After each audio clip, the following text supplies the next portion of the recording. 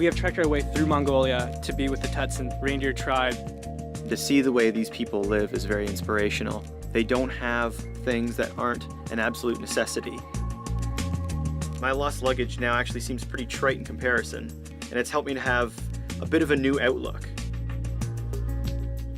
As we make our way to the Gobi Desert, it's gonna be a different pace, and we're gonna probably see a lot more based on that. After traveling the world for a year, Justin and I, we were charged with a whole new energy. As I got further away from my old life, I started to realize that this is where I need to be. This is now my lifestyle. One day, I hope to say that I've seen the world, but that day is not here yet.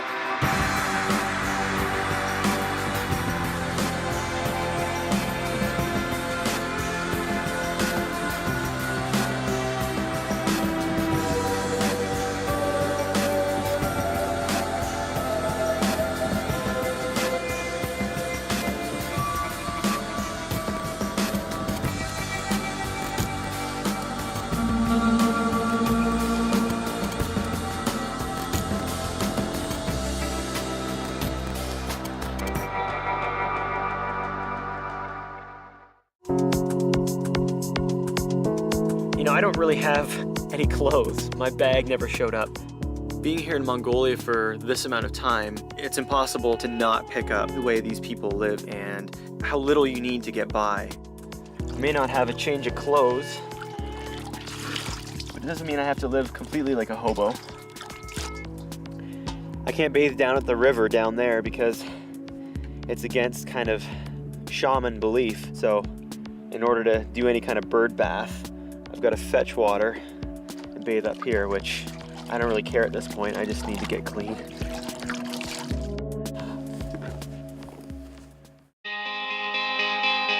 The kids have offered us a chance to join them in a reindeer race.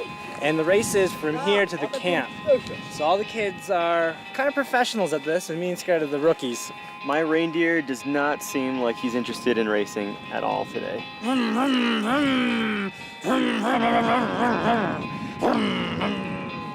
I think these kids have a slight weight advantage. Go! Go, go, go, go, go, go, go, go, go, go, jump off! Jump! You just gotta beat Scott. Go!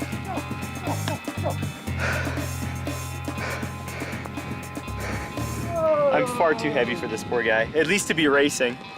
Plus these kids are professional. It was definitely a weight advantage. Oh, now he wants to go. Justin and I came in probably pretty close to a tie for last place. I can't say who finished last. I did. I finished last. Andre finished last.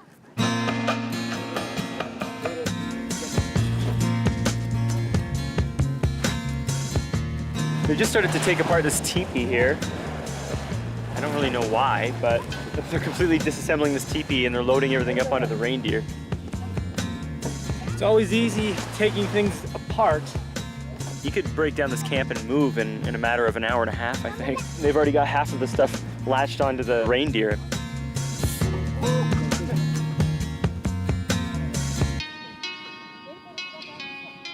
A month from now, they will be moving to their winter camp. Unfortunately, we're not going to be here in a month from now, so they're just showing us how fast they can take down and set up one teepee. If they were on a real move, the whole camp would move together. So they're gonna take this stuff and go across the river here and come back to right here. This reindeer over here is actually like acting as a baby carriage. It has baby supplies on it, but also inside there's a wooden frame built as a cradle. They move camp 4 times a year, but despite that, it seems like an awful lot of trouble just to show us how this stuff is done.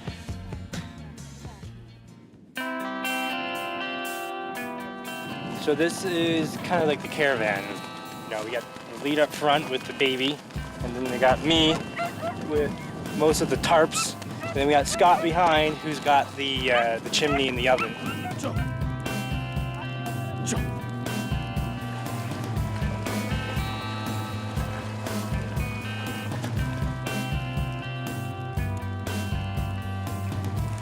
Well, this may be just a demonstration, since we really haven't traveled more than about 500 meters from camp. Whoa. The thing is there still is sort of a sense of urgency here because the weather's moving in. So this thing better go up fast.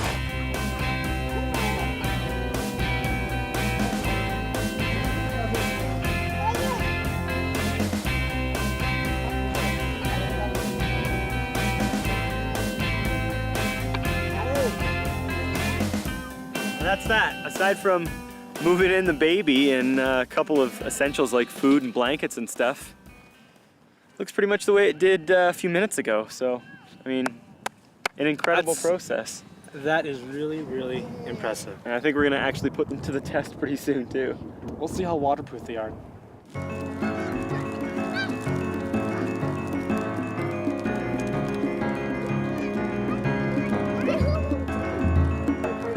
There he is.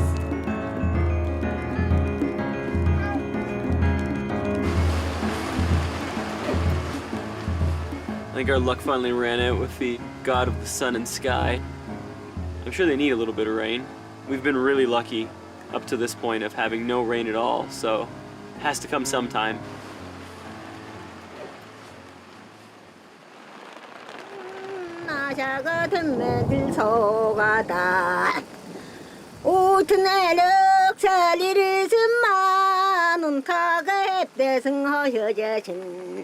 어떠 죽던 다이가 나를 아석세렌 저 터랭년 일급잖아 에레간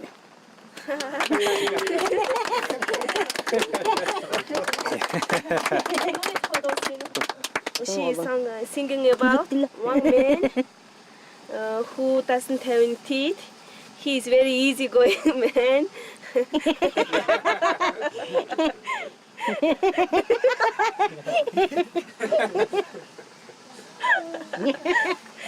The surrounding families have come in and have been singing for us, and it's been something special. And it was nice that for once they came here. We didn't have to go around or go searching for it. They brought the party to us.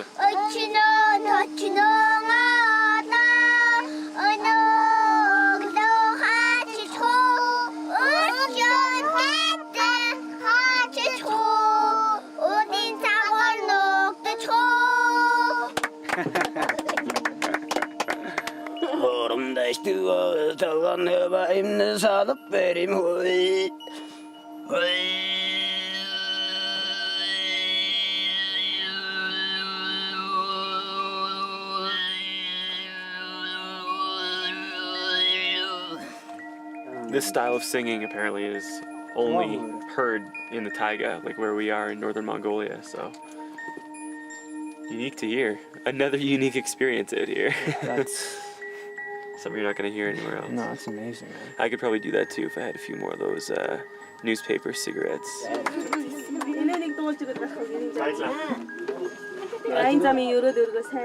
They came in with the storm and they left with the storm.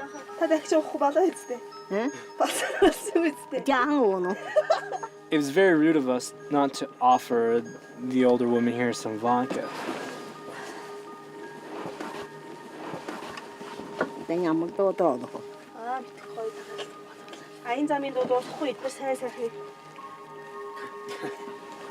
She said in very delicious sweetie. It's Genghis. Yeah. Genghis has rarely disappointed. She said that she is very happy and she wishes you all the best in your life. Could you tell her that she was very, very, very good singer? She took bronze medal Ah. from Mulong. Oh, wow. So we're looking at a bronze medalist. Good night. Show's over. Yes, she is happy. The 73-year-old woman outsang and outdrank the best of them in this little town they have here. She was the last one to leave the party. Yeah, she was rock and roll all the way. All the way.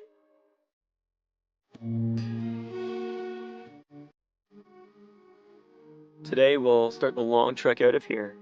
And I'm glad that it's such a trek to get out here and see the Satsan, because if it were any easier, This could all very easily get spoiled. Bye. Thank you. Bye.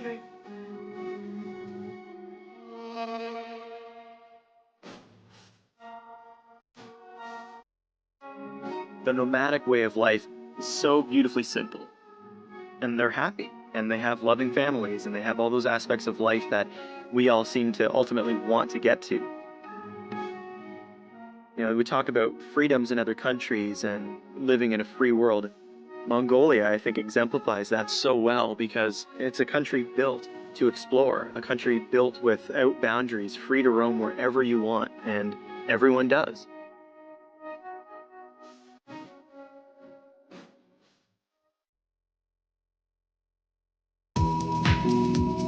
As a token of thanks for guiding us all the way back here, we've decided to give a couple of these tribesmen a ride into a nearby village.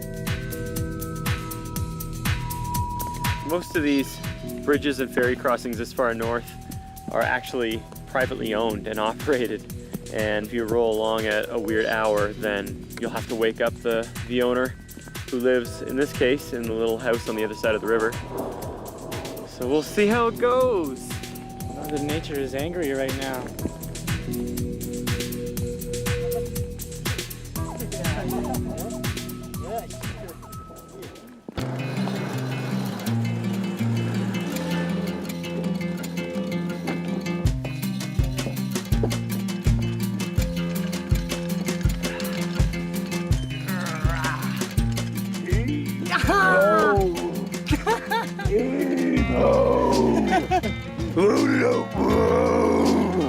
Mongolia! Mongolia!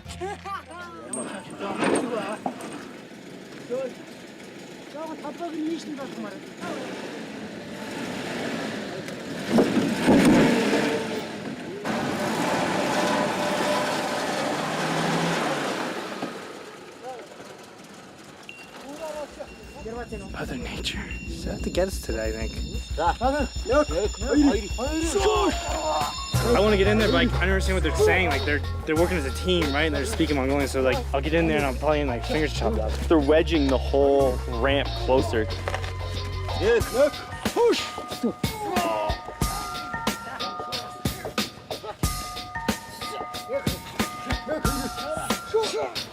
Good thing we brought these guys along and even ride back to town, because if not, Yeah. we would have been sitting over there. What do we do now?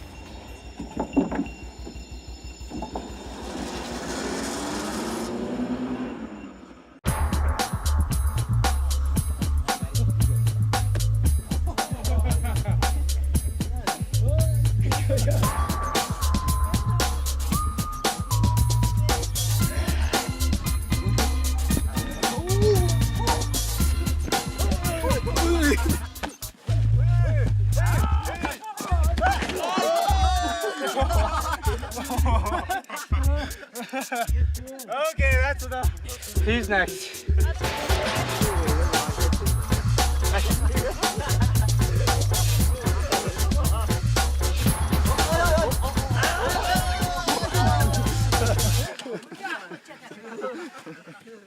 I guess as a success, you make it across the bridge and you have a little wrestle. That's Mongolia. Mongolian style, right there. Yeah.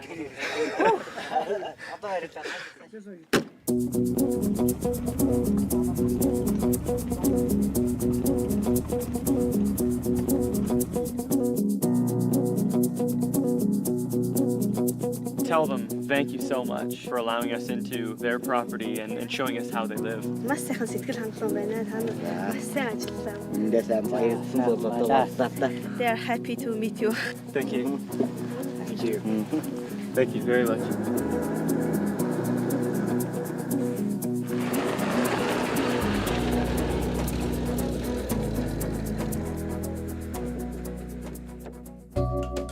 We just stopped for lunch at Sora's cousin's gur.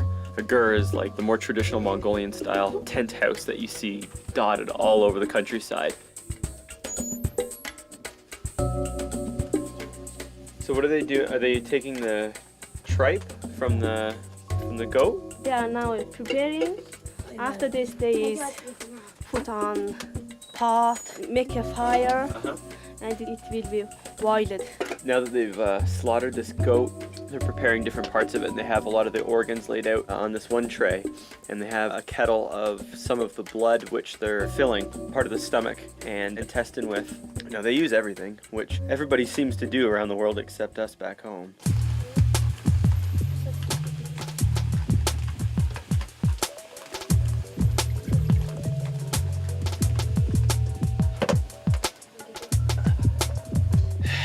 And most of the times when we eat something, it's best off we don't see how it's prepared. We just see it in the final product. But luckily enough, we came in a little bit early and we're seeing how they're preparing it. Just got promised me throughout our travels, eventually we will go to the country that invented fudge.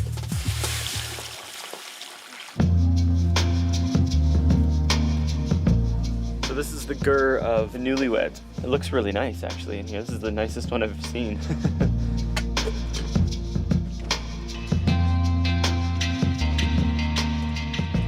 This is a glass of Yogurt, yak yogurt.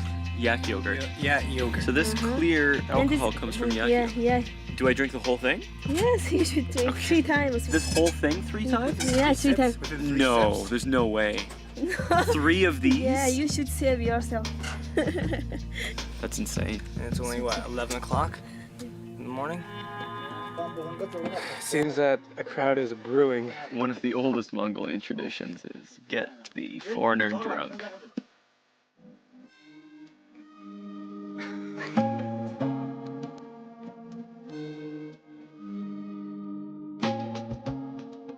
It's almost like drinking a chemical or a fuel or something. There's just something to it that's not typical alcoholic flavor. Ready for 2 more? Yeah. Ready for 3 more? I don't even know what that one tastes like. There's not much to it. I'm feeling pretty fuzzy actually. Trey's feeling fuzzy.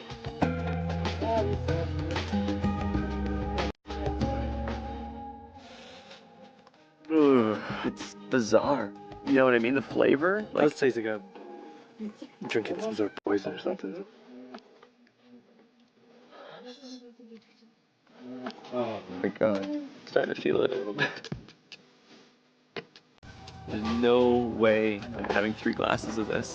No way. I don't care. If I'm rude, I have enough good karma on my side. I've eaten the weirdest things for customs and there's no way. You got it, dude. No. Walking's interesting now. Cheers. Oh, I'm just cheersing.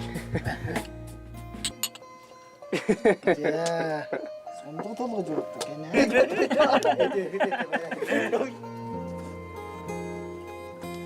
Evil stuff. Drink, my friend, drink. Gotta be careful. It's a good. I can't talk. And it's sorry, Scott, that this guy said is you should sing. You can't make up customs as you go. This is a song drink. You're totally making up rules and that's not fair at all. Go. I don't know any royalty-free songs. Thank you for giving us a lovely drink. It's wonderful and I'm getting plowed for the long journey home. Hey.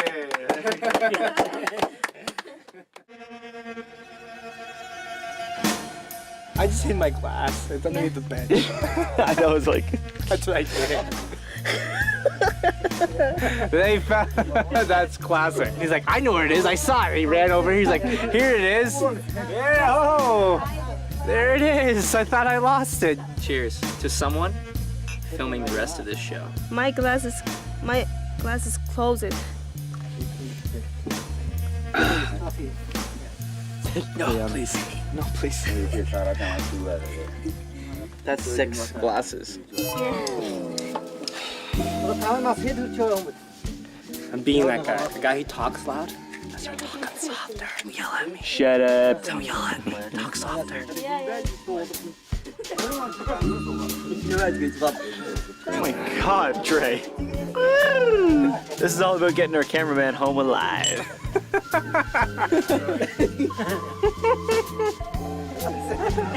It's over. It's over. Oh! No! Congratulations. You just won. I just wore it. Well, let's pour it all over the place. Do it. Wow, good for Andre. You guys did really well. I barely made my 3. You guys did 4+. Andre, I think you did 7 or 8. Kudos. We should get you some water. And there's the sunlight. Can't be anything past 12 o'clock at this moment.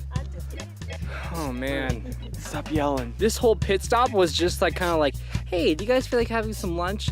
I have some family nearby. We'll have some something to eat. I'm like, oh, that sounds delicious. I'm too drunk to wrestle. And now it's 12 o'clock and we're completely bombed and we have to eat intestines.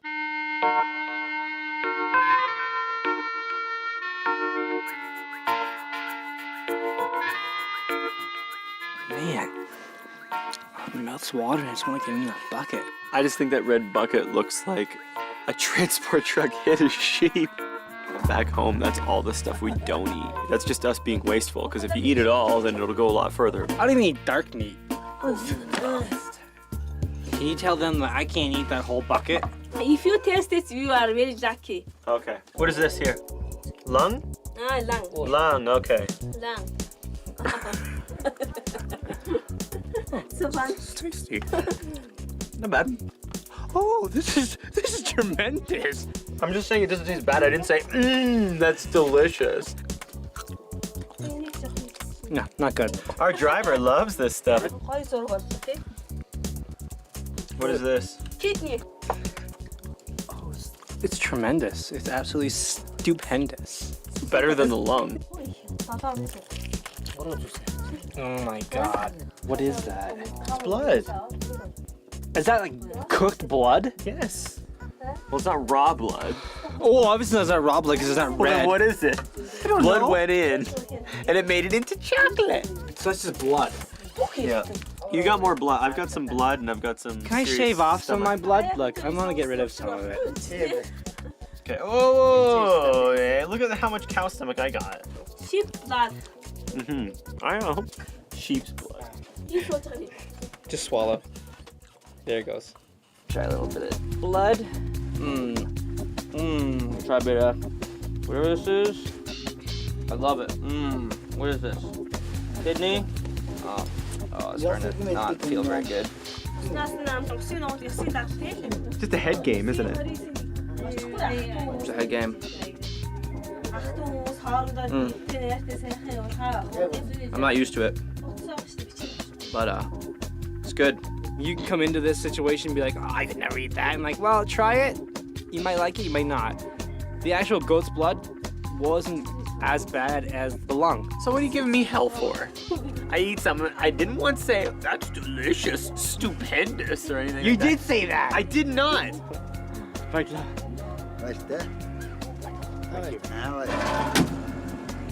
we have like 10 hours on a bumpy road. Good thing my stomach is full with drink and food. And organs. And organs. We said goodbye to our guide Sarah, and we're leaving Marun on the small plane. We'll head back through Ulaanbaatar and take another flight out to the Gobi Desert. The other thing too is we're stopping in Ulaanbaatar.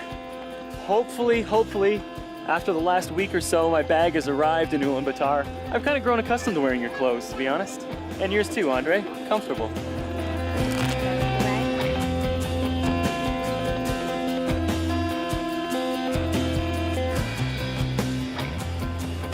There it is. I don't know why my bag wants to just travel without me. I've got a change of clothes for the Gobi. I've got a tent I can sleep in the desert. I've got a sleeping bag, a ground mat, I've got a toothbrush, I've got deodorant, flashlight, clean underwear.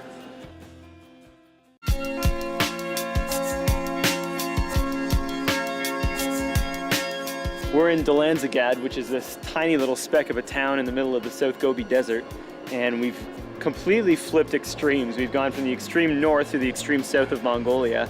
Since there's no other way to really get around this desert, other than chartering a jeep or having a helicopter, we've decided to invent our own methods. This is the greatest idea ever. These things are brand new, Ed. I don't think there's many of these in Mongolia. I just can't wait. This is Gana. She will be accompanying Andre in our support vehicle, and I guess you're gonna kind of translate for us. Yeah. There you go. And this is our driver. Well, that's his back. How are you? Your name? Mocha? Scott, you know the desert quite well? Yes. What's this thing? It's a helmet. Oh. You said black. I changed my mind. You said black. Yeah, then I saw it was kind of weird looking, and then I'm like, I want the green one.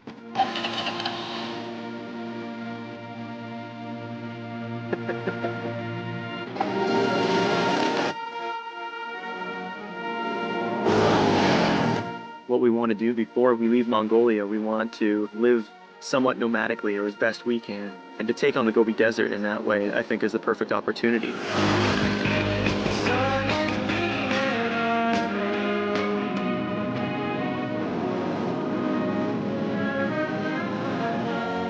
They'll do, I guess. You know, if we have to do the Gobi like this, I'll suffer somehow.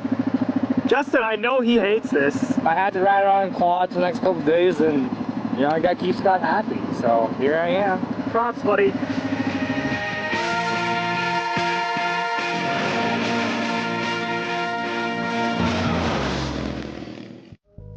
I'm filthy and I don't care. I can't believe we're gonna be doing this for the next couple of days. We've had them for about an hour and the sun's just setting and we can't get off of cloud 9 right now. We got about 60 miles to make up today, and we'll be driving in the dark. This could become a trend. We could just end up traveling the rest of the world by ATV, I think. Sorry, but I want to end this because I want to get my quad.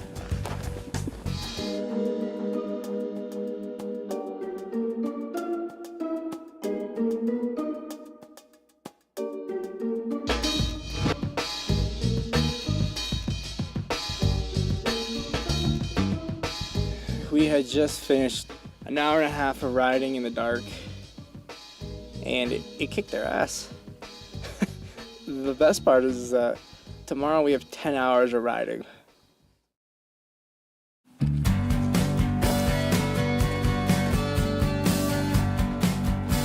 This is kind of our base camp one. From here, we really get into the good stuff and deep into the desert.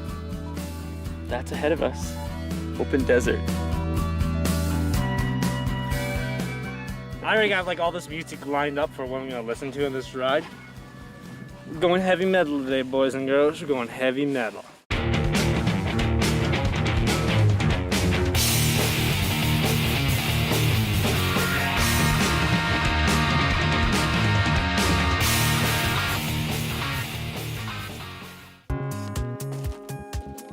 They always seem to attract a bit of attention. I don't think out this far in the desert they probably get to see them all that often. We're hot. Do you want to sit up on there? Vroom, vroom, vroom. You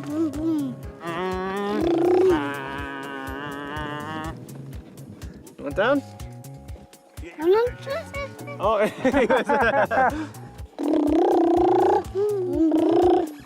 He's a natural.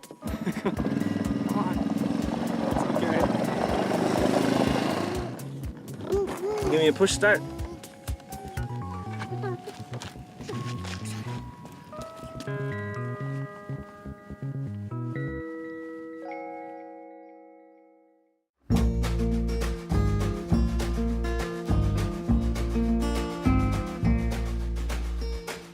There's been a couple of really cool sections on this ride, like through this canyon.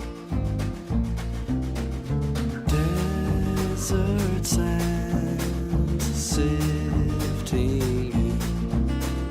pure in strength. it was a nice change just to cool down. Like these cliffs where in the winter there's actually an ice glacier in the desert is now melted into what's left of a little bit of a stream. And it's just bizarre to be blasting through this creek thinking you're in the Gobi Desert. Sleep beneath ashen skies, pure in grief, clouded eyes. just as the last light is leaving the sky, we make our own camp.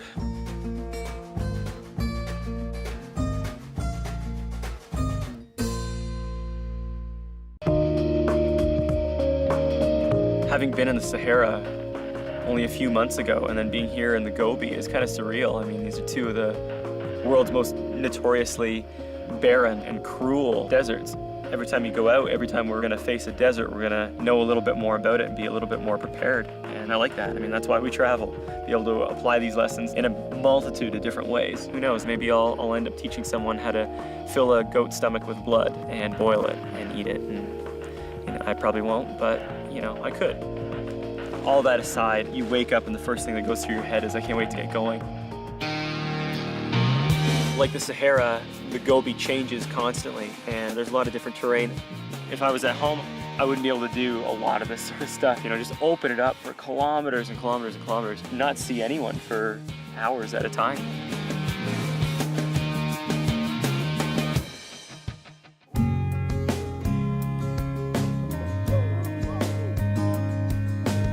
We just stopped for a quick water break and to check out probably what's going to be the last of the sand dunes that we're going to see in the Gobi. There's a river that comes through here that feeds this area and kind of makes it quite green, so it's impressive to just see these plains. Back a ways, we're even seeing trees that lead right up to the sand dunes. We should just start charging people rides, make a little money for gas.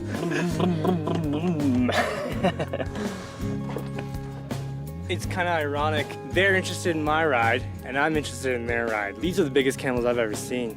And they got 2 humps, which is kind of cool. But they look really mean. Like I started coming up to one and they just started growling.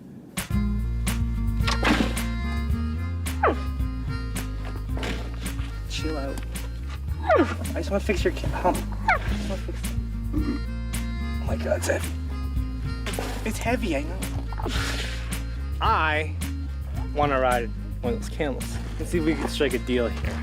Танаа тэмээнүүдээс чи нэгийг нь энэ хүн 5 минут унаа тэгээд танахаас нэг хүн ATV-г нь оронд нь. She said okay and he's gonna ride ATV. Oh, okay. Yeah. Deal. Yeah. Deal.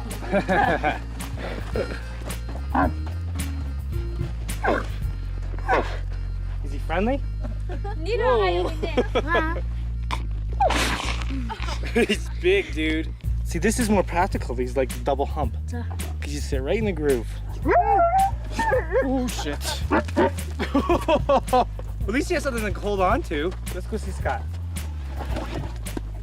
I think the guy you made the deal with, he can't wait to get going. Joe. Oh. Joe.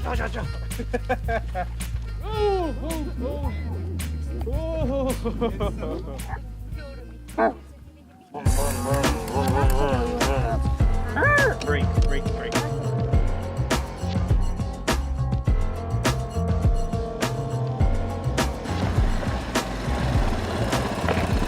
Ask him how many camels to trade for that quad. Энийг аюу хэдэн тэмээгээр солиулж салах уу? 8 camels. 8 camels? Yeah. 8 camels. Think of the possibilities. 4 each. I don't think the rental company would be too happy if we came back and like, here you go, 8 camels. I could feel the quad just pulling and not behaving right, kept pulling to the left. I'm like, I think that tire's going flat. Sure enough, pull over and yeah, it's going flat. There is certainly no store around here that sells ATV tires. We should trade those camels. Wouldn't have done any good. You were gonna trade your ATV. This one still would have went flat. We would have had 8 camels and an ATV with a flat tire. Yeah, but at least we can get around with 4 camels each. Yeah, I suppose.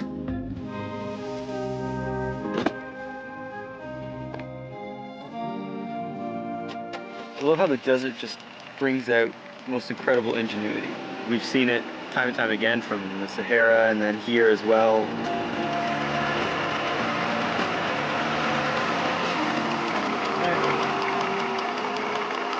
That is pretty slick. I want to see him put it back on though. That's the trick. He just goes in reverse. He's just pulled the tire off and now he's managed to put a little patch kit in. Tire's back on. Just gonna have to be careful and ride out the next 120K just on the road, you know, no more off-road stuff, and should be okay.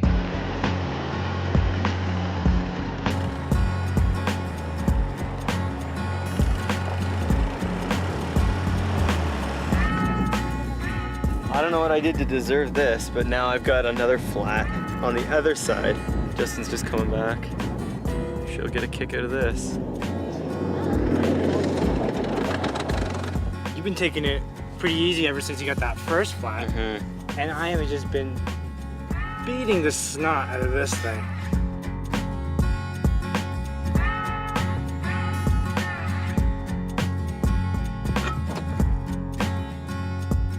Oh, you can't patch it here? It's bigger than the other one, so we've got to take it into the next town to get patched and bring it back.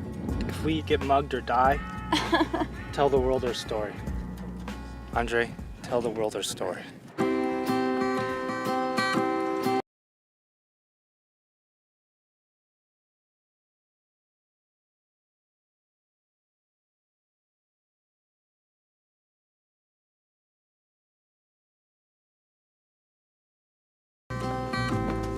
Hey,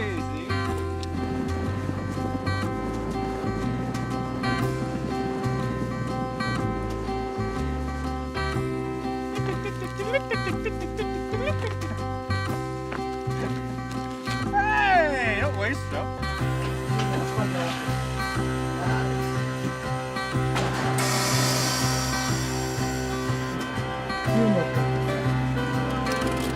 We couldn't find that extra patch from there, so we came here to buy the patch from this shop. I don't know whether they have or not. They don't have the small one, and it's too big. I think there's no other shops here, and don't know what to do.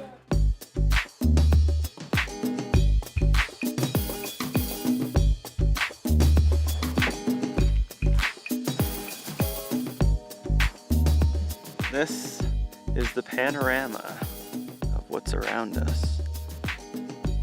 Nothing. This is the state of my rear axle. No tires, and now a rock. Thank you, Justin, for knocking that bottle over. That helps immensely. At last we found inner tubes.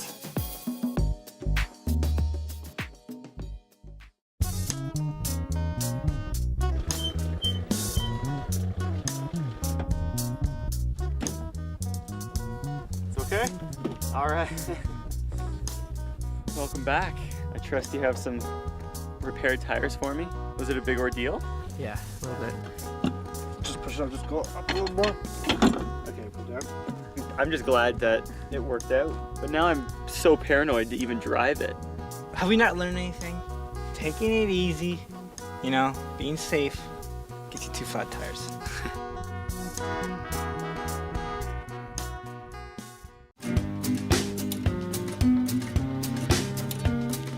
We were talking with Ghana about can we still see fossils somewhere other than going to a museum. And she said the driver used to actually drive an Italian paleontologist out in certain parts of these cliffs to look for dinosaur bones. And he said that, yeah, there's still a lot of evidence of them out here.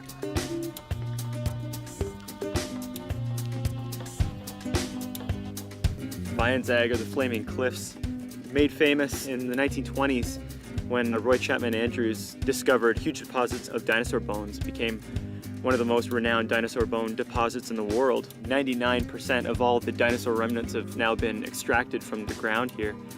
But to just slow things down and let the imagination run wild for a bit is fun. It's something we don't really get to do all that often. These 3 pieces are from a dinosaur. It just looks like rock. It feels like rock. Looks like what could be another piece here. I am far from a paleontologist, but you would think that a lot of these things wouldn't have been overlooked. And petrified bones could look like rocks, but there's a lot of things around here that then look like bones. Undeniably a bone. This is a chicken bone, dude. Well, if that's a dinosaur bone, then this is a dinosaur tooth. I'm not convinced until I find something, dude. This is that same sort of style. I suppose that could be part of a bone as well. This could be something because it's been eroded. This all been eroded by the water, so you never know. It's in there. Over the ridge there, these two items were about this far apart from each other in the ground. They both have, you know, what appears to be missing in the middle. I don't know, again, could be convincing. What kind of dinosaur do you think it is? Maybe a Whiskey-saurus or something. Come on, Whiskey-saurus. I don't know what I found. I found something. I like to think it's a dinosaur bone. And, you know, it may not be. 90% imagination and 10% rock makes a dinosaur bone. I don't know what that is. That's a bone. I don't care. But then again, I'm not a paleontologist or anything like that. I've seen Jurassic Park a couple times, so. This guy found something. I don't know what it is. You can see that shape again, where it rounds off. And then a little hole here for nerves or tendons. I don't know, dude. I just don't know. They just seem like such bizarre oblong shapes. To actually have my imagination come back, like, oh my God, it's a dinosaur bone, and you're digging, you're pulling it up, and you're naming it. I got a big kick out of it, and I don't know, it could be real. I think Scott thinks it's fake. I have to have proof, and until I do, I don't really buy into it. And Justin, you know, he's a dreamer, and that's a really good thing. That's far from a bad trait. In fact, I wish I was more of a dreamer as well.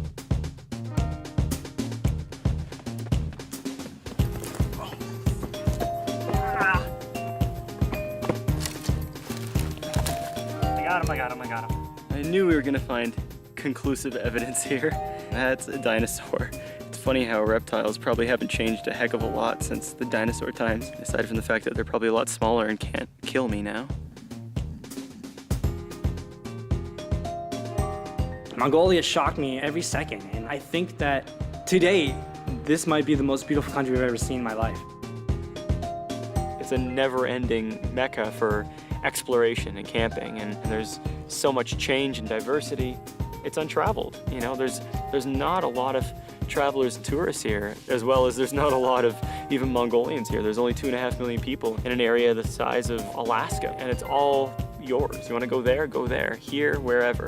You want to camp 4 miles that way, set up a tent, go for it. I just don't think people think of Mongolia as a place to go and to travel to, and it's unfortunate. It's one of these places in the world that I think a lot of people need to come and check out.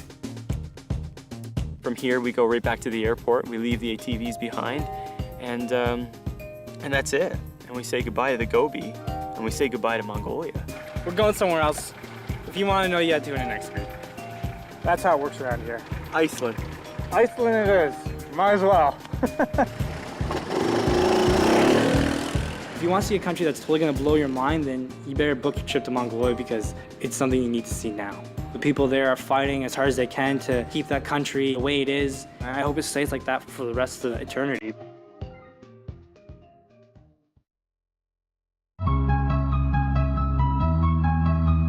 Even though my body is saying stay in the desert, but it's nice and warm, we are heading to Iceland. These trips are always about change, and there's no bigger change than leaving a desert for the land of ice and fire. Iceland is a world away from Mongolia, and it's going to have its own extremes. And I know Mother Nature is already waiting for us.